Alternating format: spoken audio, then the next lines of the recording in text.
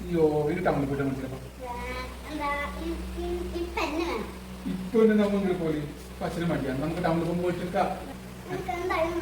അച്ഛൻ ചേരാൻ ഏട്ടത്തിന് ഞാൻ വാശി കൊടുക്കില്ല അച്ഛൻ പോകുമ്പോ വാങ്ങിച്ചരാം വേണ്ട ഇപ്പൊ അച്ഛൻ പോകുമ്പോ വാങ്ങിച്ചരാ ഐസ്ക്രീം ആണല്ലോ ഐസ്ക്രീം ഫ്രൂട്ട്സ് തരാം